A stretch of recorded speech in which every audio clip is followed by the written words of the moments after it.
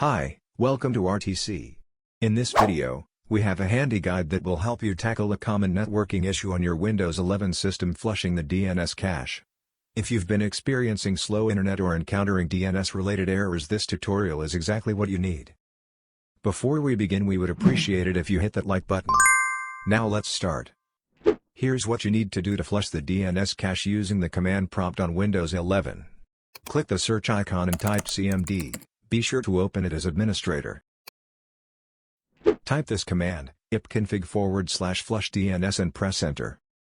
Once you complete the steps, the next time the system or an application tries to access the network, a new DNS lookup process will occur to cache the information again. Thank you for watching. If you found this video helpful, don't forget to subscribe to our channel for more Windows tutorials and tips.